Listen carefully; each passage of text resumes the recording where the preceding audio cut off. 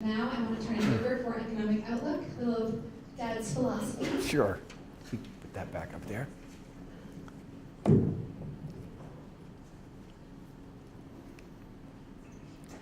So I guess that the way I would categorize this is things you should focus on and things you shouldn't focus on. I think that's, and three of the things I've listed there are things that I think you should focus on.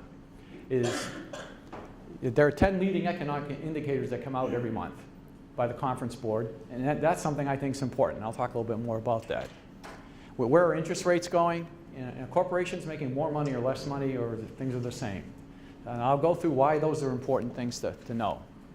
But first, I guess I want to talk about things not to focus on, because these are the noisy things. These are the things that get your attention that I think are cause more harm than good, basically. Well, one is politics. Now, the last political season, did it feel like it never ended? It started about 3 years before the election, and it just ended last year, and they're still talking about it.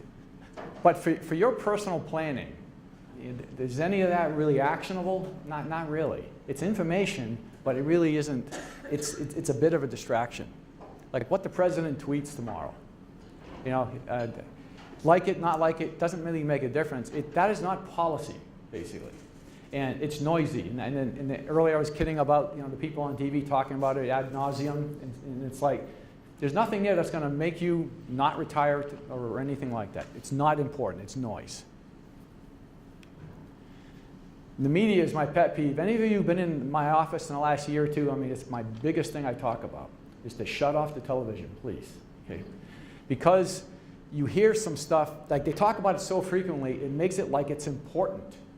I kid about Bitcoin, big topic, but it goes up, it goes down. I don't know where the value's created. To me, what can be made by technology can be unmade by technology, but it might turn out to be something. But right now, I don't get it.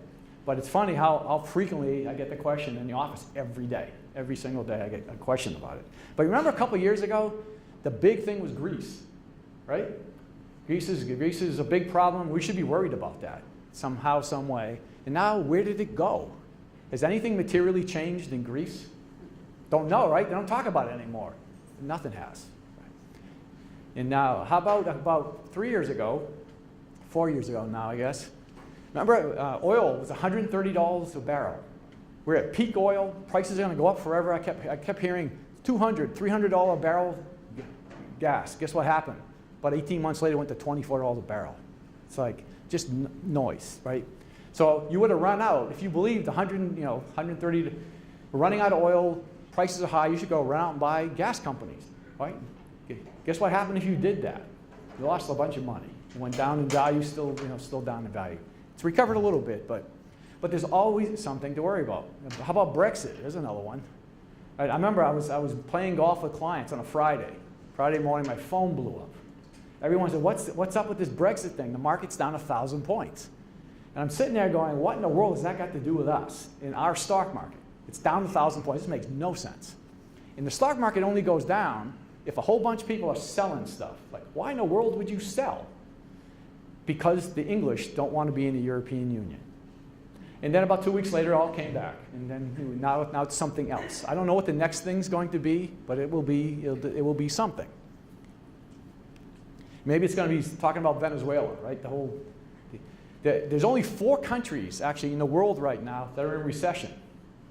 3 I can't even spell. I don't know exactly where they're at. I think they're in Eastern Europe somewhere, and Venezuela. Everyone else is actually, every other country in the world is out of recession. That's a good thing. I'll talk about that.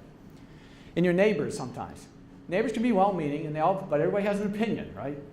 And that opinion can get in the way of making good decisions because they don't know your situation and what you're doing and what you have for resources and what your goals are, any of that stuff. But they can get you, because a lot of times so when my neighbor gave me a hot tip, and I go, oh, why they call them hot tips? And nobody really knows, and it's because you get burnt. That's why. It's just typically, it's because again, everything has to have a context. Like if you're going to buy something, right? Like you're going to buy Bitcoin. Why? Is this pure speculation? Because it's going up? That's not a good reason to buy stuff. Just because it's going up. You got to know why it's going up. Is it likely to continue? That's got to be logical. You got to sort of think through it. Now, you see I got no guarantees. These are my expectations. Earlier I talked about compliance. Got to put stuff like that up there because this is my opinion. I don't know for sure how this is going to play out. But I talked about the leading economic indicators. I mentioned there's 10 of them. They're very positive. And basically I look at that every month. To me, that's something to pay attention to. Because when they're positive, we typically don't go into recession for 18 to 24 months. So that tells me should we be putting our foot on the gas, staying invested in equities, or should we be kind of maybe considering backing off a little bit? Right now, things look really good. Now, do I expect the stock prices to continue to go up at the rate that they're going? No, it doesn't work that way. Now, what's funny is last year was a very odd year. Every single month was positive last year. There was no negative months. That never happens. It's very strange. If we get to like February 12th or so, it'll be 2 years where we haven't had a correction in the stock market greater than 5%. That's weird too, as well. So I expect we're going to get some kind of a correction in the stock market at some point. 8 to 12%. And that doesn't mean we're going into recession. That just means people might get a little nervous where prices are, and they'll come down for a while. It won't be long. At least the economic information doesn't look like it's going to be long lasting. So that's going to happen likely. Let's not react to it. There's no point. It's not actionable because it probably is not going to last very long. The economic numbers don't bear it out. Something else to pay attention to is yield curve. Just pay attention to what interest rates are doing. So there's sort of a couple different, you'll hear this phrase a lot, yield curve. What's that mean exactly? So basically a normal yield curve sort of looks like this. Short-term rates are lower than long-term rates. That's normal, right? Think of it as you're going to buy a CD, right? A short-term CD is going to be a lower interest rate than a long one. Kind of makes sense, right? Or you buy government bonds, a 10-year is a lower rate than a 30-year. That's normal. Now sometimes, though, we get an abnormal yield curve. That's called an inverted yield curve. It looks like this. Short-term rates are higher than long-term rates. That's not normal. That's a bad thing, basically. Usually it means the Federal Reserve has been raising interest rates to slow things down. Inflation's picking up. Prices are getting really high. And now granted, the Federal Reserve is raising interest rates right now. But it's not because the economy is too good. They're trying to normalize things. Rates have been so low for so long. You've got to get them up to normal. Because if you don't, you create big distortions in the economy. Like you're going to croak the banking and insurance industries if you keep interest rates, at 2 and 3%. Because they're spread businesses. They need to make a difference. And it's like, think of the way your mortgage rates are. Like you can get a 30-year mortgage, 3.5%? It's not a lot of room there to make money if you're a bank at 3.5%. Because you got overhead, right? And so it's a tough environment. So they're trying to normalize interest rates.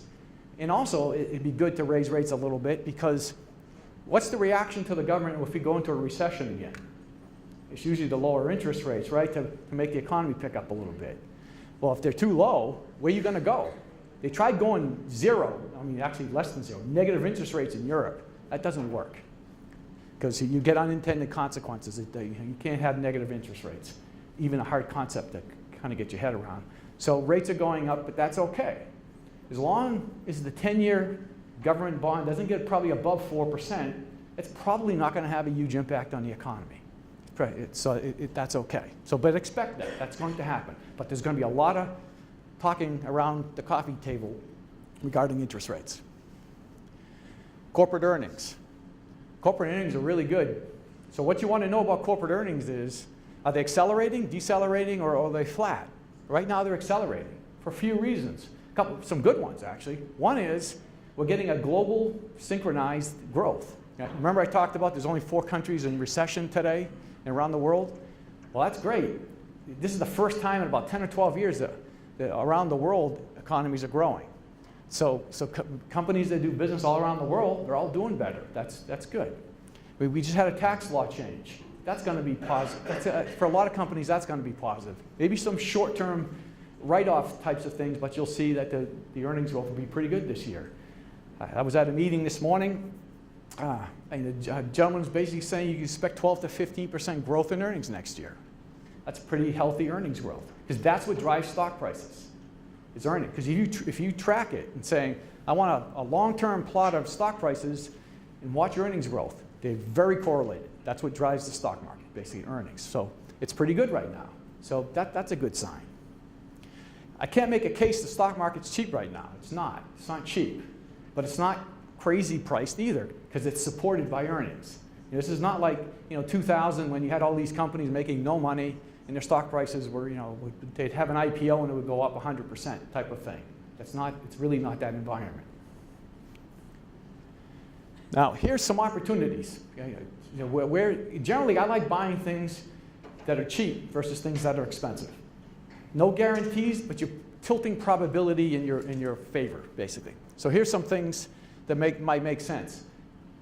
Putting more money in stocks outside the United States. So I'm not necessarily saying increase your stock market exposure, but shifting some that's domestic to more that's outside the United States. The reason is you're getting good earnings growth at cheaper prices. So if you got two equivalent companies, and they're similar, in size, but one's growing about the same, but it's half price. Right now, I like the half price one. Your probability of making money is higher, and that's outside the United States right now. Emerging markets, another sort of international flavor, but it's in developing countries. India, China, South Korea, some of those Eastern European countries, that there's some opportunities. Again, prices are a little bit better. They have good demographics. They're developing middle incomes. So there's some good reasons to consider that. It's an area that people are very underinvested in, so it's worth considering. Look at reflation options. The price of, I'll call it stuff you can see, touch, feel, have been really depressed in price, like gasoline and timber and metals and actually water is considered a commodity now. All those types of things, the prices have been low. Like if you bought a commodity investment for about the last 10 years, you're not a happy camper. That has not done very well. It's probably going to, with this synchronized global growth, we're probably going to see prices go up. So you've seen it a little bit in gas prices recently. You'll probably see it in other hard assets as well. So looking at that area makes sense. And then I think infrastructure is something worth considering. Here in the United States, we got to rebuild a lot of infrastructure. Roads, airports, water, sewer systems, all kinds of things like that. A lot of money is going to get spent on that in the next 10, 15 years. And globally. And globally, it's a little more different. You'll see water desalination plants, technology for like phone systems, wireless networks, all kinds of things. So infrastructure is going to get built around the world. So that can be a good investment area. And so you'll probably see, as we meet over the course of the year, so themes that I'll be tilting you in these kinds of areas. Not that you put all your money there, it's just moving more money there than you may have currently, basically.